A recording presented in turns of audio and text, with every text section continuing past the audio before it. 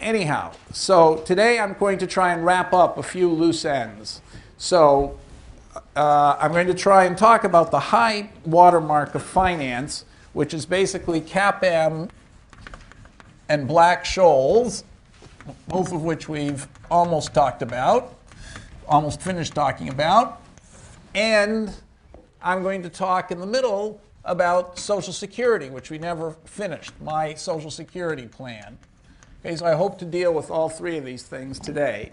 So just to wrap up the CAPM had two main ideas. The first idea was diversification. And the second main idea, as we said, was the trade-off between risk and return. Shakespeare had both of these ideas. He understood that you're safer if you've got each of your boats on a different ocean, and he understood that if you're going to take a high risk, you'd better get a high return. Otherwise, nobody's willing to take it. And so he made that very clear. In fact, I think the whole point of the play is about economics, The Merchant of Venice, and he made both of these principles very clear. But he couldn't quantify them and he couldn't mathematize them. And the capital asset pricing model gives a mathematical, quantifiable form to both, and a quite shocking recommendation in both cases. So just to draw those two pictures, for those of you who didn't hear it last night, if you do Tobin's famous picture, this is the Markowitz-Tobin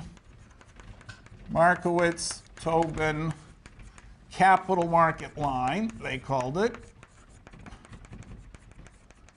You put, it's very important to keep straight what's on the diagram, there's the standard deviation of any asset per dollar. So here I'm writing the price. So it's per dollar, and here's the expectation of the asset per dollar. So pi of y, I'm calling that the price. Okay, so this is per dollar. And I'm not going to go over what we derived before, but we noticed that if you took all the risky assets, any risky asset's going to have per dollar, if it's priced, some standard deviation and some expectation. You can write down all the risky assets and you can combine them and you'll get a possibility set that looks like this. Okay, so the diversification already shows up in this picture because, if you combine this asset and this asset, you're going to get possibilities by putting half your money in each, not on the straight line between them, but on some curved line that's much better because you're reducing your risk. Okay, and so Tobin, so Markowitz already had that curve and this picture in mind. Tobin added the riskless asset, which he put here. And then he said, well, if there's a riskless asset, everybody's going to do the same thing, and everyone's going to choose the same point. It's better for everybody. So this is the optimal risky portfolio, and it has to be equal to the market. Because if everybody's smart enough to figure out what to do, they're all going to do the same thing, and then everyone's going to, whatever everybody holds, that's by definition the market. Okay, so Tobin showed that everybody should choose something on this capital market line, and so everybody should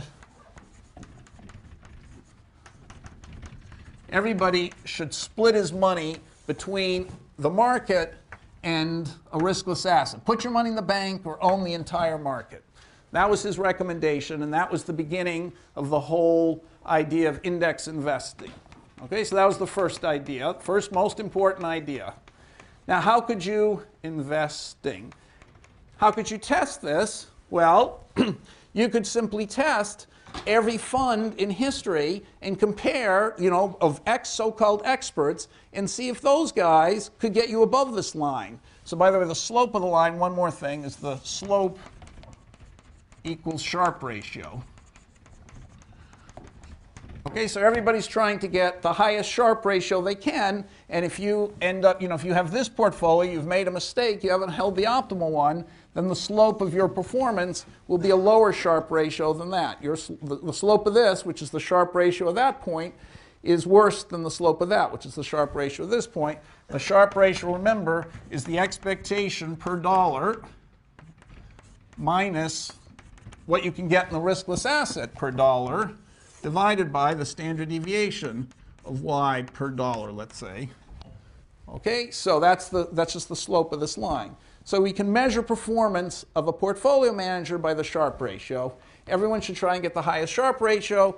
The upshot of diversification is you should buy a little bit of every stock in the economy. No matter how small, no matter how big, no matter how safe, no matter how risky, you should spread your money across everything.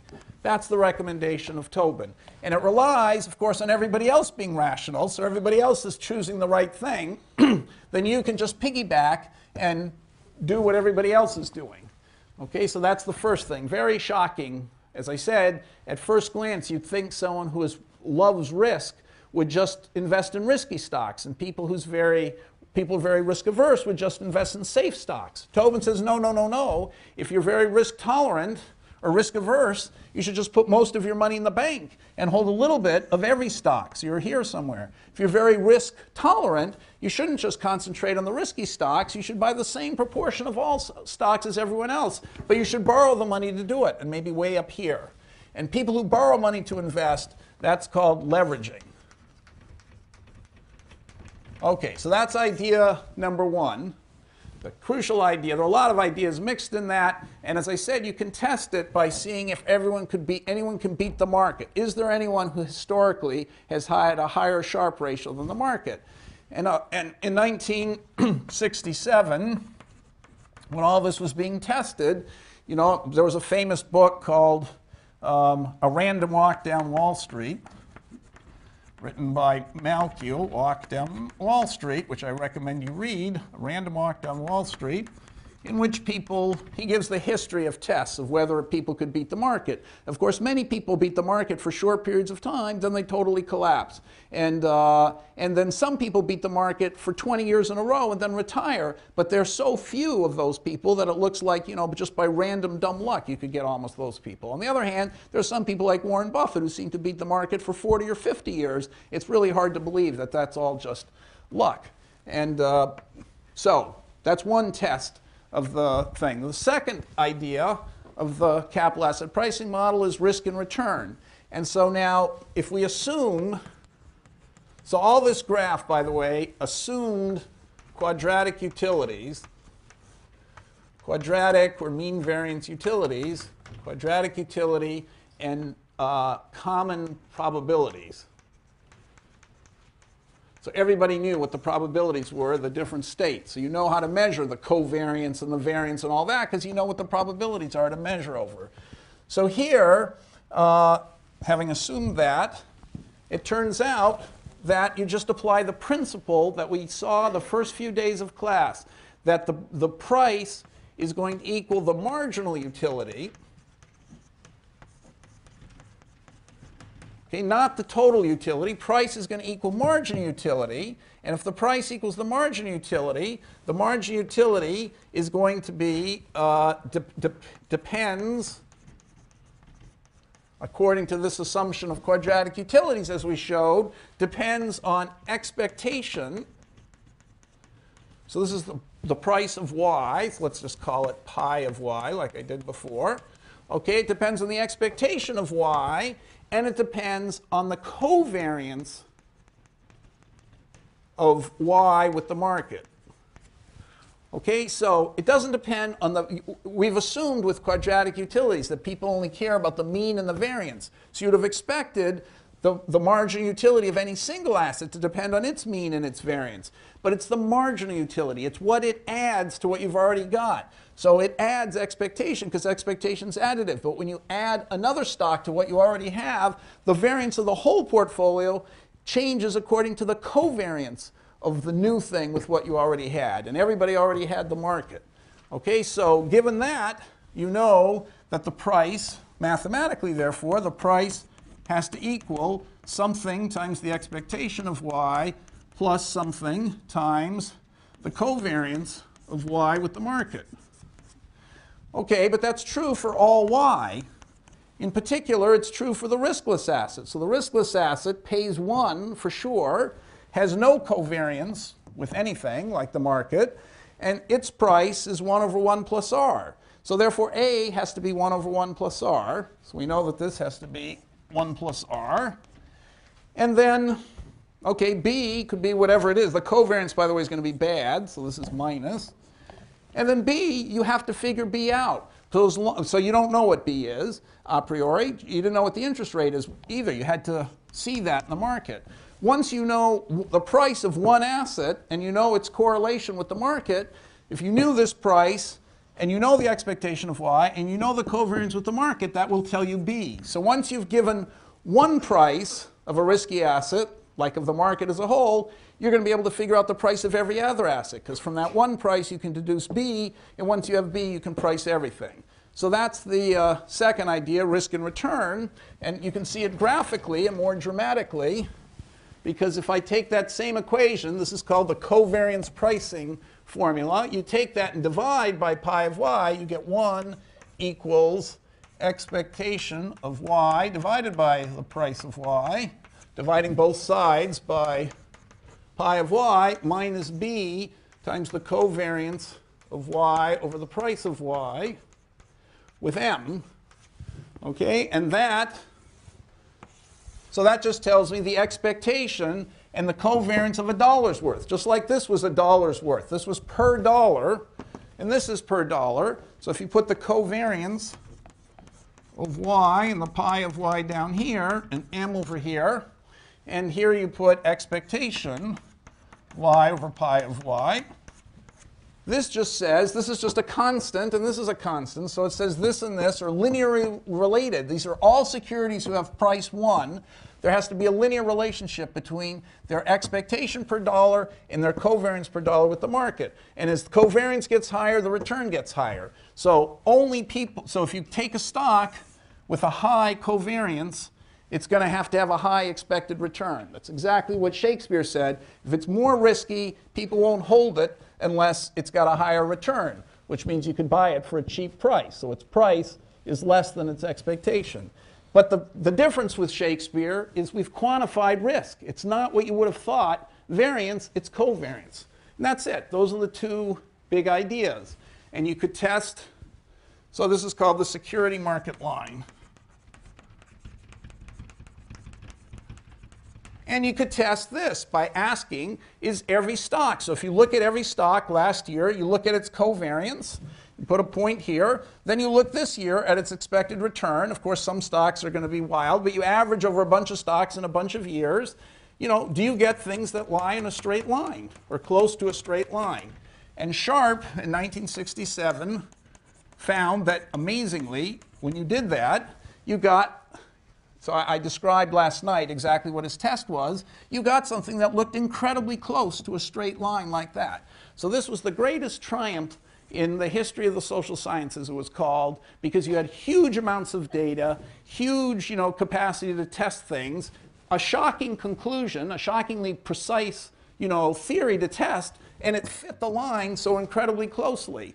And it just swept.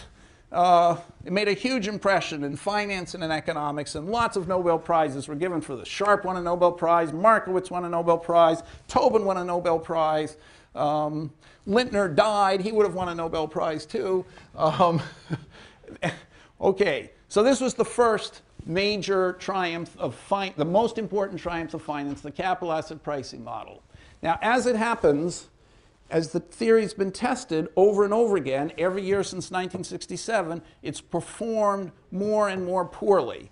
And so now when you do this, you get points that look like this, and like that, and like this, and they don't seem to lie on a straight line at all. And it's pretty shocking how up until 67 or the early 70s it seemed to work out perfectly, and now it doesn't work very well. Okay, and the Markowitz and this business, they've also discovered, according to this, you couldn't beat the market. Okay, so how do you test whether something beats the market? You can pick a bunch of people and say, could they beat the market? Or you can actually just make up a strategy yourself, like buy only new stocks. Just every year buy the stocks that have come on to the S&P 500 for the first time. Or just buy the stocks that are the biggest 10%. And it turns out some of those strategies actually do beat the market. So I don't have time to go into the details. That is, they lie above or below here. So the theories come into, so theory and doubt. And so what I'm going to talk about next week is, and it certainly doesn't explain the current crisis. Okay, so I want next week to explain crisis. So next week, I'm going to end by giving a counter theory, another theory, which is, going to explain the crisis and be different from this one. But of course, it hasn't been tested over 30 years or 50 years like CAPM. CAPM looked great for the first 20 years. So whatever I say next week will probably turn out to be 90% wrong. But at the moment, it looks pretty good. And I didn't want to spend half the course on it in case in 20 years it seemed to be ridiculous. But anyway, I'm going to present it anyway to those of you who want to hear it next week. And it'll be, I think, understandable and down to earth. And it'll invoke a very basic thing. Nowhere in this model did we take into account, when we say people leverage, that means they're borrowing money and choosing to go up here. We haven't taken into account that they have to pay the money back, and who's going to trust them to pay the money back? And forcing them to do something to guarantee they're going to pay the money back is going to change the theory in a critical way, which I'll get to next week. Okay, now one last thing about the theory. As I say, you test it by seeing nobody should be above this line, and nobody should be above this line. But of course, you can find people above this line. Swenson, to take a famous Yale example, is above this line. And you can find people above this line. Ellington. So Ellington, let's say, above this line. All right, so what are hedge funds? Let's just call it an anonymous hedge fund, since we're on camera now. Hedge fund. Hedge fund E. Okay, above. So the question is that luck? They just did it a few years, in both cases, like 15 years apiece, or is it just, or does it mean something? All right, well, so you can measure the, if you believe this theory and you just say, okay, let's say the theory is 99% true, it's just that there are a few people who really do beat the market, then you can decide by looking at these graphs, just how good is Swenson relative to the market? How good is this hedge fund relative to the market?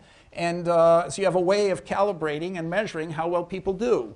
So I don't have time to get into that, but I would measure the quality of a hedge fund by its marginal Sharpe ratio.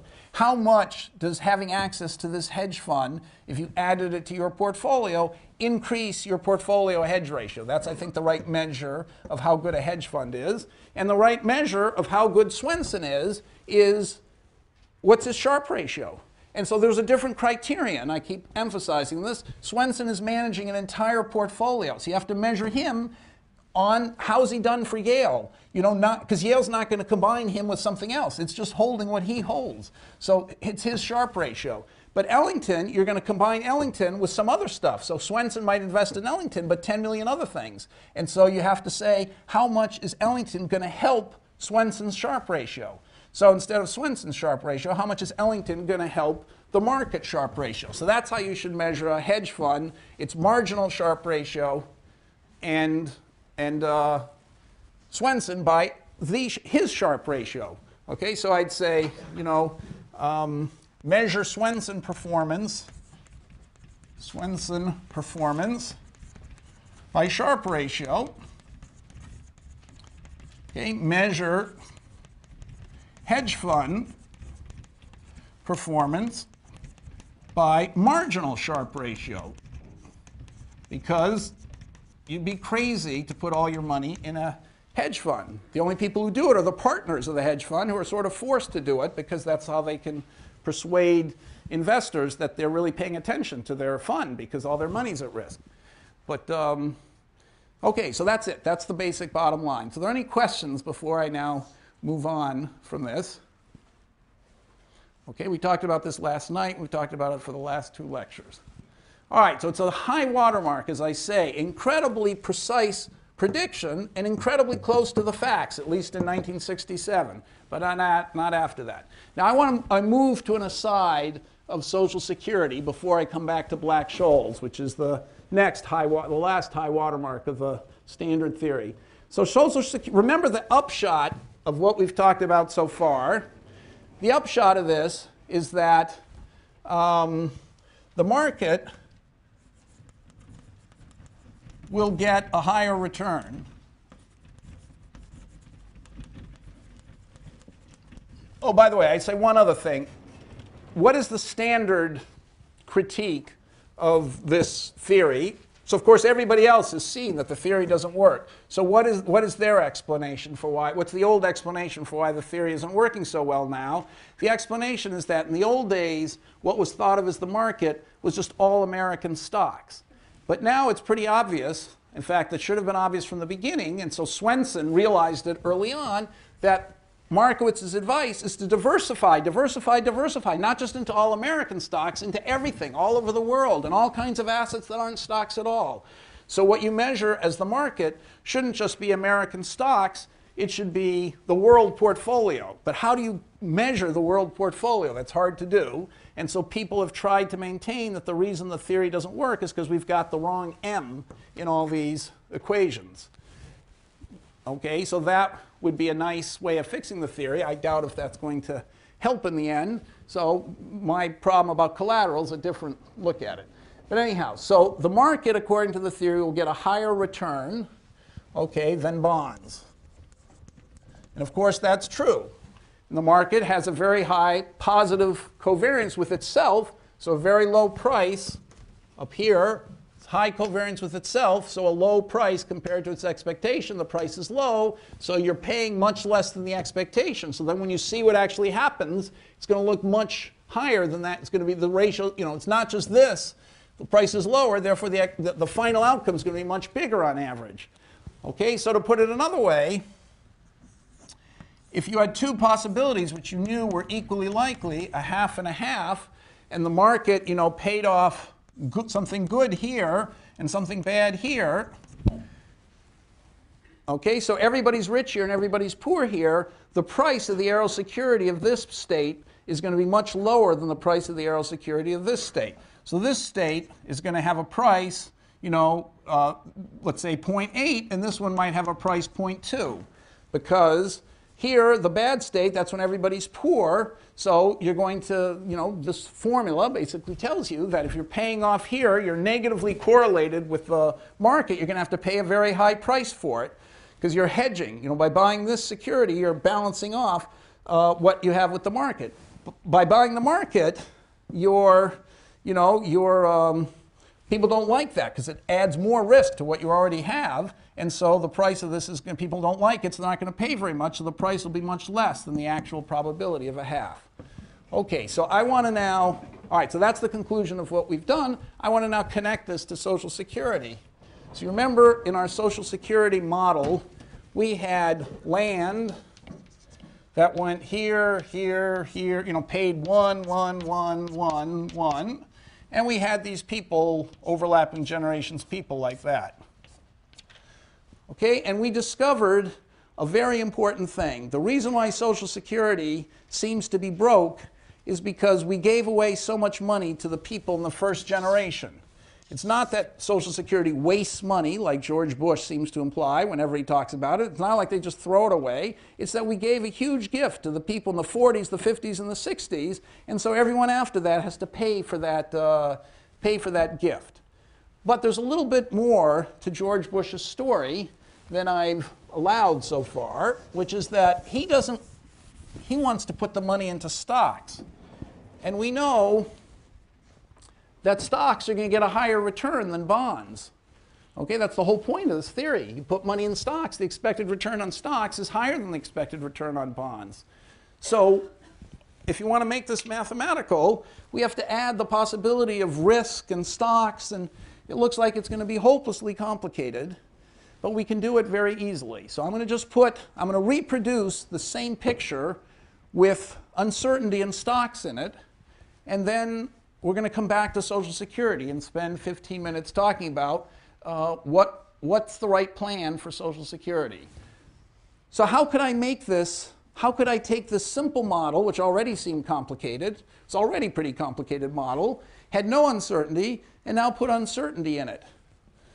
Okay, well, I'm going to suppose that land, okay, so this is the land dividends I'm now going to describe. And by the way, I had people with endowments here. They were 3-1 and 3-1. Remember, this is their endowments. But we didn't say where those endowments came from. So I'm going to take the land dividends. I'm going to suppose the dividend of the land today is 1. But things might get better or worse in the future. Maybe the dividend goes to 2 or down to 1/2, say. I'm taking some extreme case where it doubles or halves, and maybe after that it could double again, or it could go back to 1. And here it could go to 1, or it could go to 1/4. So what dividends are doing is a random walk. If the economy starts getting more productive, then it's in a better position. And from that point, things get even more productive, or maybe go back to where they were. If things get worse, they're worse, but maybe things will start to get better again or continue to get worse. So this is what I imagine as my process of dividends. Okay, so if you own the land, you get all these dividends in the whole infinite future. All right, and now let's say that there's labor as well, so labor income. So I have to make an assumption about labor income. Okay, so I'm going to assume only young work. So here we kind of made the same assumption. You get a lot when you're young and not much when you're old. I'm going to assume only the young work, and I'm going to assume that this productivity gains or losses, and by the way, you might think you never go backwards. Maybe it goes from 1 to 2 or 1 to 1.1. So it's always growing, but never, but random. But I'm just going to keep it here since I solved this example last night. I might as well stick to that one. But there's no reason why I could have made the thing always, no matter what, either stay the same or get better. That might have been a better example to do. Okay, more realistic, because we don't really have tremendous productivity declines. But anyway, all I mean to do is to put some randomness here. So only young work and wages proportional to dividends. So let's just assume this. So I'm assuming this is what's called neutral technical change. So presumably the reason why productivity is going up, the dividends are getting higher, is there are more discoveries improving the product of the land, but they're probably also improving the product of labor. And so let's say they have the same effect on both. So I'm going to assume that labor is actually, let's put the one above, let's say labor always gets 3 times what dividends are. So this is a 6, this will be 3/2, and this will be 12, and 3 again, and 3/4. Okay, so that's what labor is getting. So labor income, shouldn't have switched colors, labor income. Okay, so that's my complicated world. Way more complicated than it was before. So if you own the land, you get all the dividends in the future. People live 2 periods. So I'm going to assume that utility, so you're going to live when you're young, and then when you're old in up, and when you're old in down. Okay, so you're going to live, let's say a guy born here, he's young here, or she's young here, she can work here, or she can, and then she's going to be old here and here. But when she's old, it's not clear how good her investment's going to turn out. So this is going to just be our simple log, I'll call this a half log y plus a quarter log z up plus a quarter log z down. Okay, so you don't discount the future, let's say. You just take log of consumption today plus a half, probability a half of log consumption in the upstate, half log of consumption in the downstate. So the probabilities here are a half. These are the objective probabilities. Okay, so maybe I should have written it utility. Maybe better would have been to write the utility like that. Okay, that's what people know what the probabilities are. Okay, so that's it. That's my setup. So what should the economy do? What should people do? You see, if you buy, if you're some person like this lady, this woman here, she could decide to hold bonds, and she could get whatever the interest rate turns out to be, which we're going to compute in a minute. Or she could hold stock, in which case she's going to get, let's start her off here, maybe. She could buy land Okay, buy stock. Now, we don't know what the price is yet. We have to compute that. But if she buys the stock, she'll get a dividend of 2 here and be able to sell the land for a high price, because from here on, it's obviously pretty productive, better than it was back here. Or she might get unlucky, and the price might, the dividend might be really terrible, just a half. And not only that, but the land she sells when she's old is also going to have a really lousy price. So if she holds land, she's going to get a high dividend and a high capital return, or else a low dividend and a low capital return. It's really risky for her. Or she could just buy a bond at whatever interest rate it turns out to be and get something safe. So what should she do? And will that be a good thing for the economy, or can we make everybody better off by using Social Security? So how can we solve this?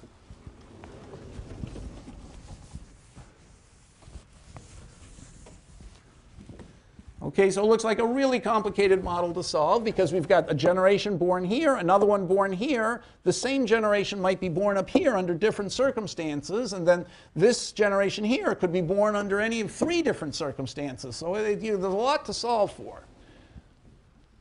But what we know is that when we compute the arrow price starting from any point, this arrow price is going to be bigger than a half, and this one's going to be less than a half, because the economy is doing much worse down here, and so people know they're all going to get screwed down here and consume a lot less. So to hedge that, they're all going to want to buy, they're going to be desperate to buy consumption down here. Of course, they can't all do that, so it's got to be the price that's more than a half that discourages them from doing that. And they don't really need that much to buy up here, because their dividends, they're going to be so rich anyway. So the price of the arrow security is going to be less, is going to be less than a half, because there's so much that they have to end up holding, and that'll encourage them to buy. I mean, sorry, I said the logic backwards. There's so much that they're going to end up consuming, because the economy is so productive. How can you get them to plan to consume that much up there? It's by having a low arrow security price. So even in advance, they know that they're going to end up consuming a lot, and they're happy to do that because they're willing to buy arrow securities because they're so cheap.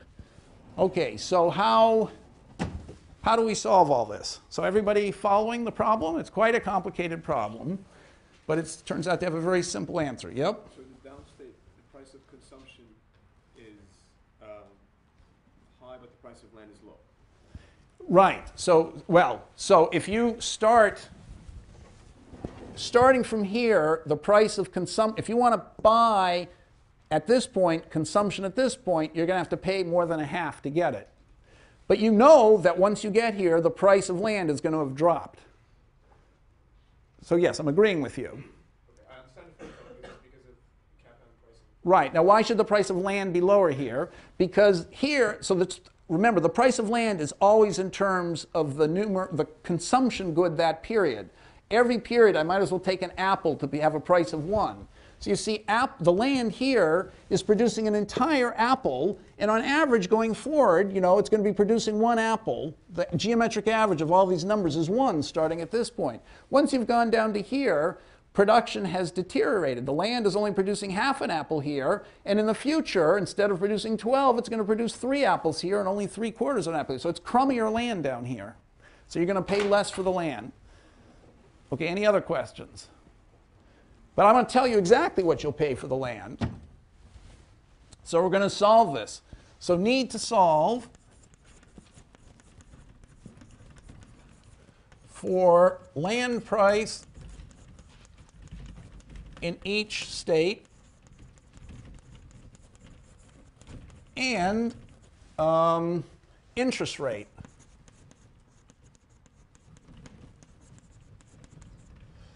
At each state.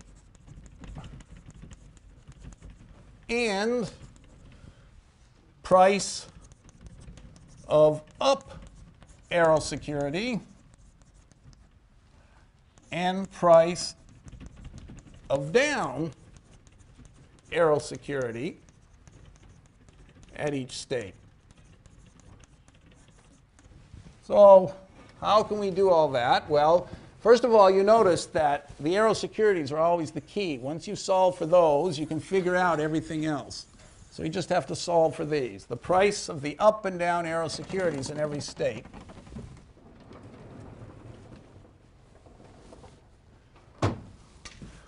this was me in a previous class today.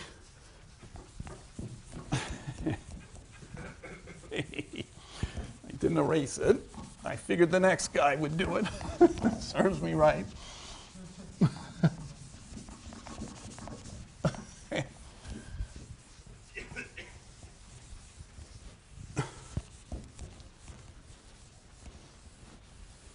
Okay, so how can we solve this? Well, we can guess, let's do up here, guess that these prices, arrow prices, the same at every state. Okay, so what I mean by that? I mean here, how many apples would you pay to get an apple here? I'm guessing that that's the same amount you would pay here to get an apple here. Okay, and what you would pay in apples at this point to get an apple down here is going to be the same as this generation would pay to get an apple down here. That's a guess. We have to verify that that's going to work. It seems like everything's sort of homogeneous. And so guess that price of land is proportional to dividends.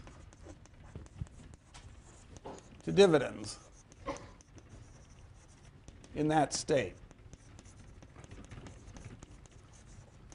Okay, well, the whole thing is sort of homogeneous and everything. So, you know, the land here is 4 times as good as the land here. The land here is 4 times as good as the land here because the dividends are always 4 times higher if you go up one thing. See, this is 4 times that, that's 4 times that. So why not guess that the price of land is 4 times here than it is here, 4 times higher here than it is here? Sounds possible anyway, and of course these are going to turn out to be correct guesses. So once you make these guesses, it's going to be very simple to find the equilibrium, and then we can verify that the guesses are correct. Okay, so what does this guy want to do here? So assume you only work when you're young. So what's your income? What's anybody's income, like this young guy here? Young at time 1. So this is time 1 here. Time 2, time 3, time 4. So young at time 1, their income is 3. Because that's what their wage was. They work when they're young and they've got 3. That's it. They don't own the land when they're born. They're going to buy the land, but they don't own it now. Okay, and so what do they want to do? They want to consume when they're young, their utility, remember. So what's their budget set? Their budget set is they can consume Y, that's consuming here, or they can consume here or here.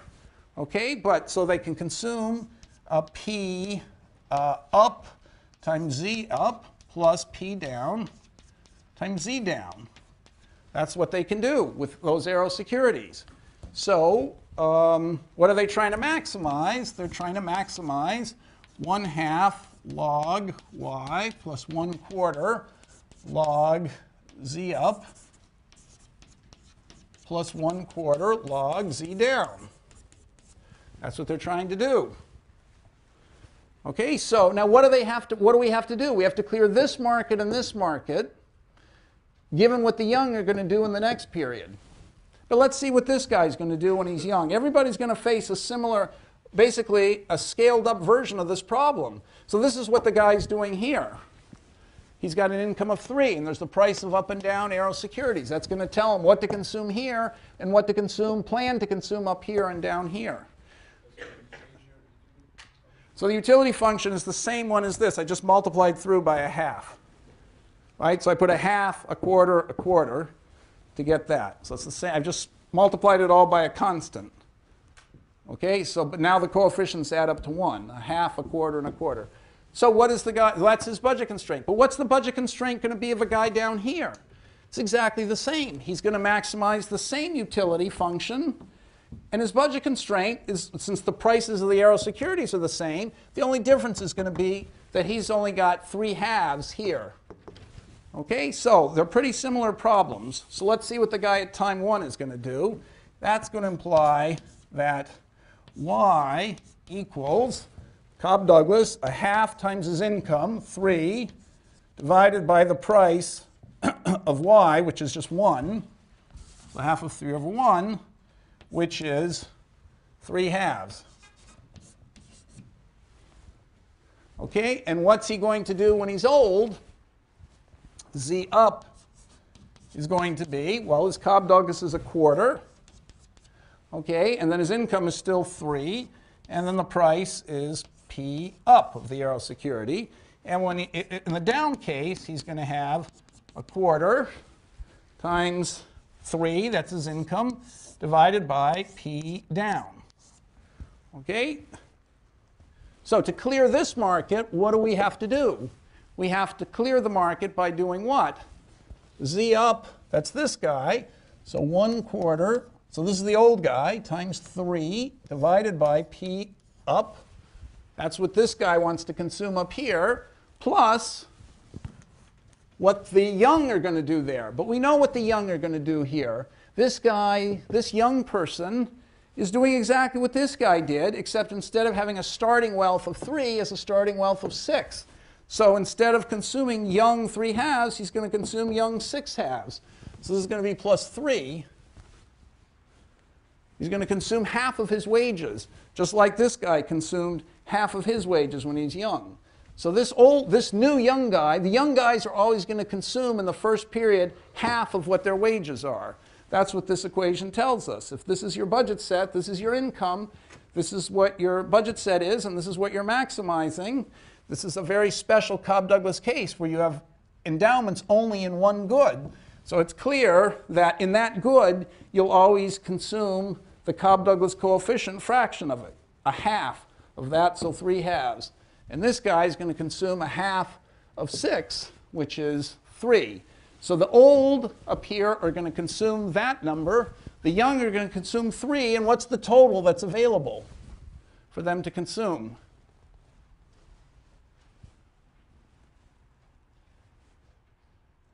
What's available? No. More. 8. The young got 6 apples, and the land paid 2 apples in dividends. So the total number of apples is 8.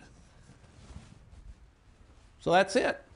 And so we can solve that, and that's going to imply that multiplying, that's 5, and multiplying by 4 is 20. So PU, of course I'm going to screw this up now, PU is 3 over 20.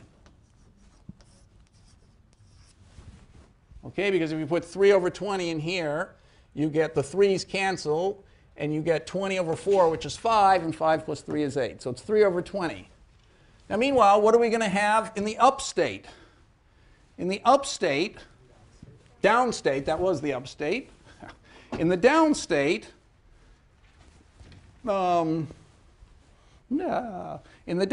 the guy's going to do 1/4 3 over PD.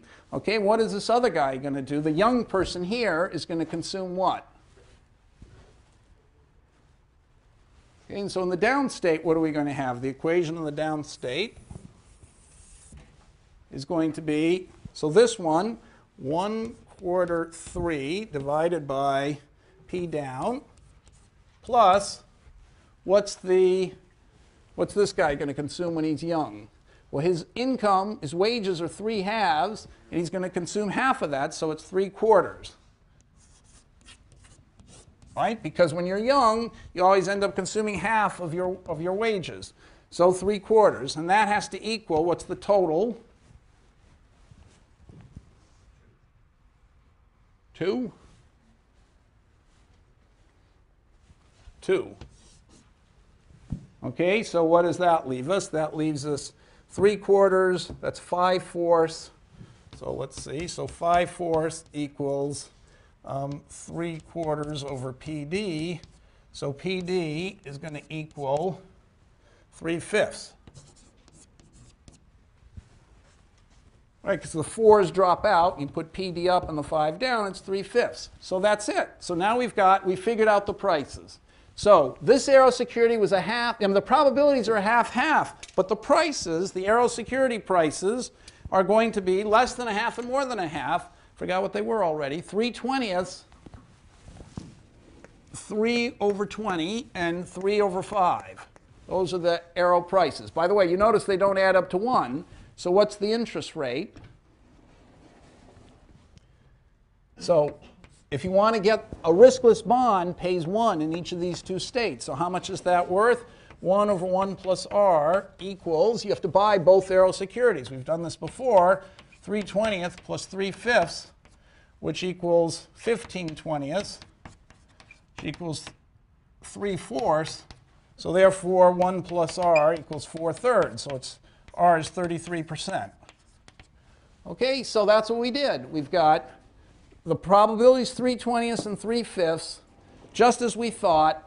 The price of the down arrow security is going to be much bigger than the price of the up arrow security, even though objectively they have 50-50 probability. And why is that? Because everyone who's rational is going to realize that they have to plan to consume much more up here than down here. But they're not going to want to do that unless the price is much cheaper. Okay, so that's how we got the price. So now what's the price of land? That's the only last thing we have to figure out. So the price of land. So the price of land at time 1 equals what? Well, what if you buy the land? What do you get? You get 3/20, then you get the dividend, which is 2, but then you get to sell the land, which is P land up.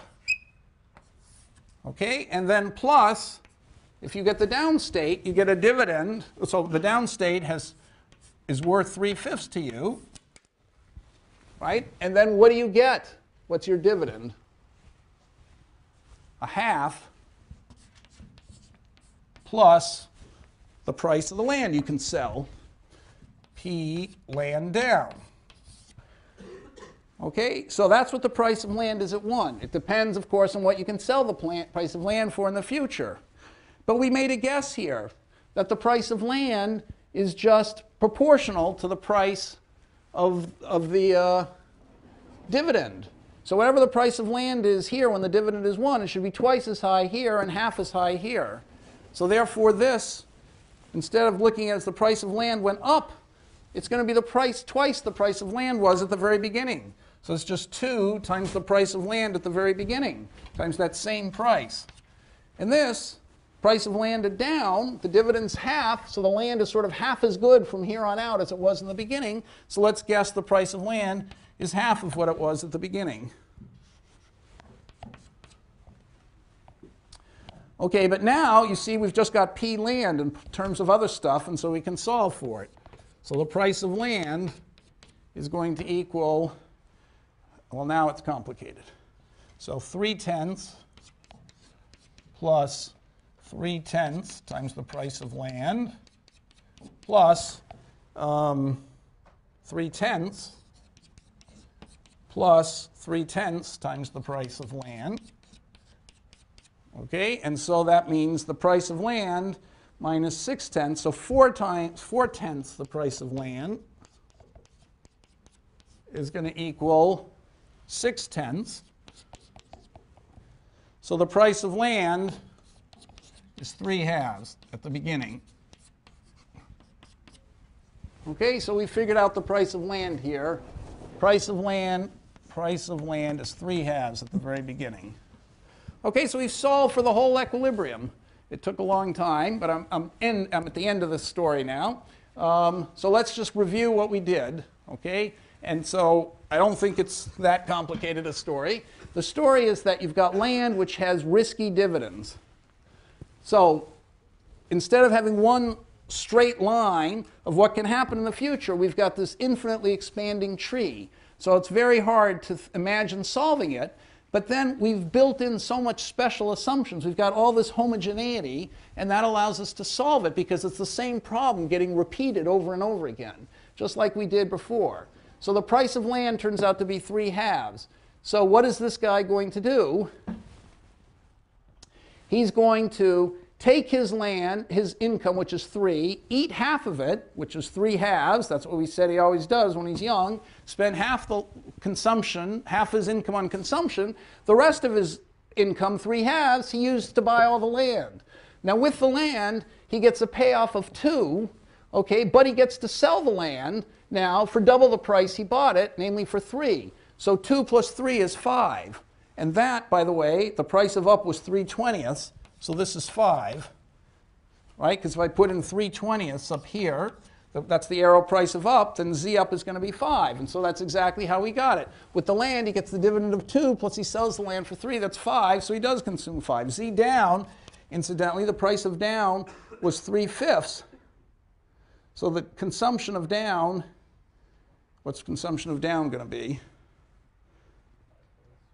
5/4. Thank you. Price of that'll be 5/4. So let's say that that's going to work out too. So the guy buys the land, he gets his dividend of a half, and then he sells the land for half of this price, which is 3/4, and a half plus 3/4 is 5/4. Exactly what he's supposed to have. So you see, it works out that everybody's doing exactly what they're supposed to, and all the markets are clearing. Anyhow, the point is not so much the numbers. The point is the following, that sure enough, just as we said before, the price of Arrow securities are going to be expensive when things are going down and cheap when things are going up. The upshot of that is the return on stocks like land is going to be very high. You put in 3 halves, okay, and what happens with the 3 halves? With probability a half, that's what you put in. With probability a half, you get 2 plus 3 or 5. You get 2, plus you get to sell the land for 3, which is 5. And with the other probability a half, you get the dividend is a half, plus you sell the land for 3/4. That's what you're eating, 5 and 5/4. So that's equal to, 5 halves plus 5/4 plus 5, I don't know what this is. 5/4, what is this? 1/2 plus 3/4 is 5/4 times a half. It's 5/8, okay, divided by 3 halves. So this is a very high number. So what is this? 4 times that, that's 25/8. 25/8 divided by 3/2, which is, it's what? 25/12, is that what you said?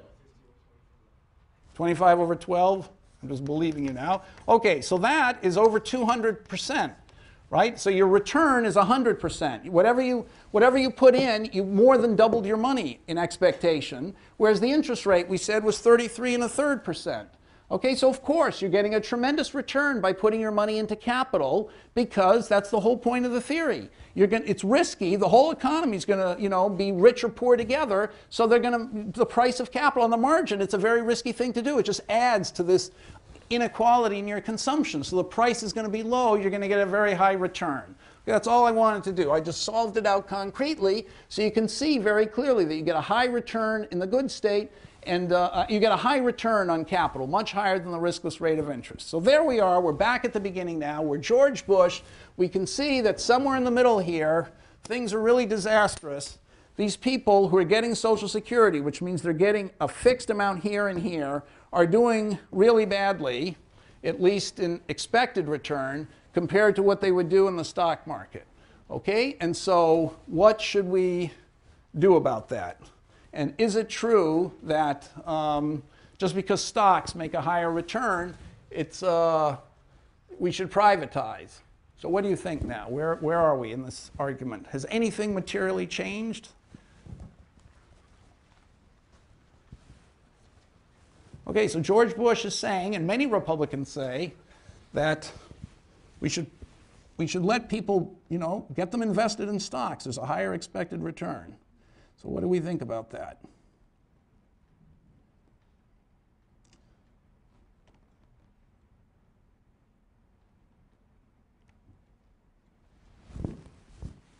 What do you think about that?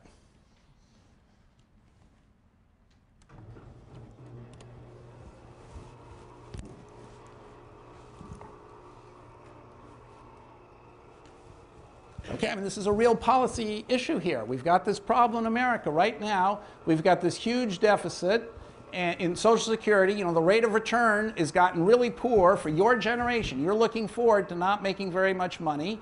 And now we know, theoretically, confirming what we've seen in the past, stocks are making higher returns than bonds, and Social Security is paying people a fraction of the wages of the young. And, so what do we, so let me remind you of the arguments. So the issue has come up because Social Security is running out of money. So it came up because of this problem. There's going to be a deficit. If we continue to pay people the same rules that we've used up until now, we're not going to be able to afford to do it much longer. So we're going to have to lower what we pay the people going forward, or else defer, lower it in some clever way, like they don't get money till they're older instead of 65, make them wait till 70, or do something like that to pay them less. That's one way of balancing things. And the reason, and because we're going to have to make changes like that, that's why the whole issue of Social Security has come up. And we've now, deeper thinkers are questioning the whole idea of Social Security. So let me just remind you that America was ahead of everyone in the world when we created Social Security under Roosevelt. Nobody had anything like it. Then everybody in the rest of the world gradually copied us. And now everybody's facing the same problem we are, which we know why you have to face it. You're giving away stuff to the people at the beginning. And so they're facing it by changing Social Security in some crazy way or another. And we haven't changed anything at all, but obviously we have to. And the question is, how should we change it and what's the right thing to do? And just to remind you again of the issues, the Democrats and Republicans seem to be totally opposed to each other. The Democrats say, oh, we want to continue to give people who have done poorly in their lives a better deal on Social Security because we want to redistribute. We want to help the poor. The Republicans, actually some of them agree with that, but some of them don't agree with that. But anyway, even the ones who agree, that's not the most important thing they think of in Social Security. Then the Democrats say Social Security is so important because we're sharing risks across generation. We don't want, if the next generation has poor wages, so they end up down here with bad wages, the economy takes a turn south with bad wages, then the old people should suffer along with them. And if the young do better with high wages because things went up, then the old should also get better Social Security dividends. And that's what the current situation promises. Okay? It's also indexed according to inflation. All right? So once you retire, then you're protected against changes in inflation. And then another important thing of Democrats, you don't have an opportunity to make a mistake. If you invest in stocks and stuff like that, and the stock market suddenly collapses, you're not going to lose money in Social Security because Social Security depends on the wage of the next generation, and that moves much slower than the stock. Okay, the Republicans, on the other hand, say, this is just terrible. Nobody knows what their property rights are in Social Security. No one actually understands how much money they're getting when they're old. They just know now it's going to be bad and compared to what they're paying in taxes, but they don't even know, you don't even know what it is. So how can that be good? And so it's not transparent. And not only that, whatever you think it is now, it's going to turn out to be worse because in 10 years, somebody's going to say, oh, the system's not balanced. We have to, delay benefits or something to put it back into balance, and we're going to take away what you thought you were going to get. So Republicans say that's horrible. Nobody knows really exactly what it is, and they get an idea of what it might be, and then they always find, but it could always be taken away. Okay? Really what they want to know is what's the value of my Social Security account, and I want it to be mine. And then I can also then tell what the redistribution is. If I know what I'm paying in taxes and I know the value of the benefits I'm getting, I can see that my taxes are much more than my benefits. And if I happen to be a nice guy and think it's a good idea to have redistribution, fine. But if I'm a bad, not a bad guy, if I just don't believe in that much redistribution, I should be aware of it and have the chance to vote against it. Okay, and also a key thing is these Republicans say people should get equity-like returns, not this wages of the next generation. Those grow slowly. Stocks might have a much higher return on average. People should get equity-like returns. So let's put them in the stock market. And then Republicans think choice is always great. Even if people make mistakes, it's their own mistakes. So let them make mistakes. So those are the opposite sides of the argument. They seem totally at odds with each other and impossible to reconcile. So I want to now tell you my plan of so everyone's got the problem straight. We're running out of money, and the philosophies of the two groups seem to be totally opposed. So what should we do about it? All right, so my plan in 5 minutes, because I want to end with Black-Scholes, my plan in 5 minutes is, okay, to make a few observations. First of all, yes, it's true that you get a higher return on stocks than you get on bonds, but you face a higher risk. So it's not like you get it for free. It's it's a bigger risk. And so, okay, so that's number one. So point zero is you've still got the problem because you gave money to all those people in the 40s and the 50s and the 60s and the 70s. That money's gone. We have to, we've essentially borrowed to give them money, and somebody's got to pay back that debt. And so there's no way around that. There's this huge $17 trillion debt hanging out there that we have to pay back, and you can't get around that. So putting the money into equities or wherever you put the money, there's still that tremendous debt. Now the question is, you can't just make the problem go away by saying that equities have a higher return. Stocks also have bonds also have a higher return than the return people are getting on Social Security, because the Social Security return includes the tax that you're paying, to make up for the original generation. So, okay, so that's the first thing. So the next thing is, maybe it's not such a big difference, this equities and not equities, because notice in this model, when the stock is paying higher, when the stock dividends are higher, 2 instead of 1, the price of stocks goes up. That's a great return from the stock market. But the wages were also higher here as well. So in fact, I claim that in the long run, and it's amazing, Republicans haven't noticed this, in the long run, over 30 or 40 years, it's obvious that the stock market and wages are pretty close, are correlated. I mean, if the stock market collapses, that's disaster for America, and you can be sure the wages are going to go down too. If our stock market's booming and America's incredibly successful, it's a sure thing that in 40 years, if the stock market is just booming along, wages are going to be higher as well. So if you get the wages of the generation 30 years from now, in the Democratic plan, you're actually getting equity-like returns, but you're getting an advantage, which is that the wages move slowly. So although the stocks are bouncing up and down, so somebody who retires in the year 2007, if he held stock and sold it when he retired, he could get a huge pension, whereas someone who retired in 2008 and sold the stock just when he retired, he would be crushed because the stock market lost 50%. Okay, so that will never happen if you just pay according to wages, because they're much more stable. All right, but wages in the long run are correlated with stocks in the long run. In the short run, they just don't fluctuate as much.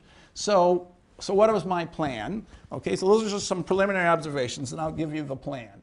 Okay, and then as I said, this is obviously controversial. I think I've identified the problem in a scientific way that is everyone who, would agree with me if they knew enough economics. But now my plan, even people who do know as much as me might disagree with me. But so this is what I would, okay, so here's the plan. Okay, as I said, other plans just say, well, things are bad, let's just keep the same system. And so there are two basic ideas. The Democratic idea is, let's just keep adjusting at the margin. We'll make up for it by giving people money later. We'll do all kinds of things like that. Maybe we'll raise some taxes, reduce some benefits, balance the system. The Republicans want to junk the whole thing and privatize and let people, force them to save, but put it in the stock market in their own account. Okay, now here's my plan. I don't have time to talk about Bush's plan. Okay, so here's my plan. Number one, the fact that we gave all this money away to people in the 40s and 50s and 60s and 70s, why should that be the responsibility of the workers today? I mean, our government decided it was a good idea. Roosevelt and Francis Perkins decided we had to rescue the old of the 40s, and our Congresses kept that up for the next 20, 30 years, even though the old weren't in such dire shape. But they kept it up. Maybe it was that a good idea. It's probably a very good idea. But because we have that huge debt, why should workers be the only people responsible for paying back that debt? I would start by imposing a legacy tax on everybody, not for Social Security, just for the debt we accumulated by giving it to those old generations. So I believe that would be something like 1%. I wrote 2 to 3%, but I think it's closer to 1% actually, on all income. If I did it on all income, it would be like 1%. And that fund would pay off for the Social Security legacy. So then if we were starting the system afresh, how should we do it? Okay, so, and that's some countries like Chile decided they're going to start afresh. So how should we start afresh, having gotten rid of this old debt that was hanging over our heads? Well, what would I do? I would have what I call progressive personal accounts. So I like all the Republican ideas of knowing what you've got, making it yours, and making it transparent. I think that's all an extremely good idea. But why should it be that that comes from putting your money into stocks? I mean, stocks, this is an old-fashioned security, and it's incredibly risky. From one year to the next, it totally changes. I like the idea of, of indexing something to wages. So I want to create a new security that I call personal annuitized average wage security. So what this does, this is a security that just pays proportional to the wage in the whole country at the year you retire. So whenever you earn money on Social Security, so I'm running out of time, so I'm going to skip over this pretty quickly. So if you earn $1 and you pay, let's say, 12% in Social Security's taxes, that income now, I'm going to say that's your income, okay, it's your 12%, you're going to be forced to save it, and what you're forced to do is to buy these securities. So it's a new kind of security that pays proportional to the wage. So it might pay 1% of the average wage. So it would pay 12 cents here, 3 cents here, and 3/4 of a cent there. That's the wage in the economy, and it would pay 1% of that. And how much of it would you get to buy? As much as you could afford to buy with your security, with your tax contribution. Now, that almost replicates the current system. The only difference is that it doesn't replicate the current system. There's nothing progressive about it yet. So what I would do is I would make it a progressive tax. If you're making a hugely high income, I wouldn't give you the whole 12%. I would take part of it. And if you're making a really low income, I would have the government subsidize it a little bit. So instead of getting 12% of your low income, you'd get a little more than 12%. If you had a high income, your 12% tax, the government would take one of those 12 away from you, and you'd only have 11% that you got to put in your personal account. Okay, and then, but it has a tremendous advantage, this system, which is that if you can price the pause, if you know what the market price of pause is, then you're balancing the system. Okay, because every time you hand somebody money, you don't make some crazy promise that when you get to be old, I'm going to pay you such and such dollars like the current system is. You're letting the guy, or the woman, let's say, who's working, she's buying her own Social Security benefits. So the benefits have an equal value to what she's paying for. So you've balanced the system, from the legacy tax you got rid of by having the tax on everybody of 1 or 2%, and the balancing the system going forward is occurring because you're forcing people to buy their Social Security benefits. So anyway, that's in a nutshell, my system. And the last thing is, how are you going to get pause priced by the market? Well, I'm going to get the market to trade them. And I think that would be a tremendous boom to the economy if we had these securities paid. Why is that? Because they're tremendous. Okay, so how would I do that? I'd force everybody to invest only in pause, which I claim are like stocks in the long run, but in the short run they're less risky, so it's a better investment vehicle. But they'd have to sell exactly 10% of their pause into the market. And with that 10% of money, they could hold stocks or whatever else they wanted to. And those 10% would all be pooled together and traded in the market. And the market then would have an idea of, a new instrument to price what they think future wages are going to be. So anybody giving a pension plan that's indexed to future wages would know what the market price of those things are, so it would dramatically help pension plans as well. Anyway, that's my idea of for Social Security. So I have 4 minutes left, and I want to end with one last thought, okay, one last idea, which is Black-Scholes. Now, we've already done Black-Scholes in a few problem sets. So what is the idea of Black-Scholes? It's just like the idea of the example we gave. By the way, if you do come next week and you want to question me about my Social Security plan and criticize it, I'd be thrilled to be criticized because you know, you can't learn anything unless you're criticized, and I think I can defend it too. But anyhow, this is an idea which obviously hasn't caught on yet because Social Security reform stopped. We've got worse problems to worry about. But if we get through this crisis, the very next thing on Obama's agenda is going to be reforming Social Security. So I'm ready. Anyhow, so let me just end with the Black-Scholes. So in 1972, Black and Scholes wrote a famous paper. And what did they do? They started off by saying, this model we had, you see, of the stock market, which follows a geometric random walk. It can go up by a certain percentage or down by a certain percentage. We've used that with interest rates too. Okay, they can go up or down by a certain percentage. Here, the stocks can go up or down by a certain percentage. We saw that you could solve models like that very easily. So Black and Scholes, Fisher Black, who is a great economist, and Myron Scholes, who won the Nobel Prize, but was not as mathematical as Fisher Black. Anyway, he started the hedge fund Long-Term Capital. Myron Scholes was one of the people. They looked in 1972 at the returns each day on the S&P 500. And they binned them up like this. So here are the number of times the return was between, you know, 0.47% and some other number. Okay, and then they compared that to a normally distributed random variable. And look how close to normally distributed it is. It's practically like that. So this thing over here is the exactly normally distributed, and this is the frequency, you know, graph of what actually happened that year.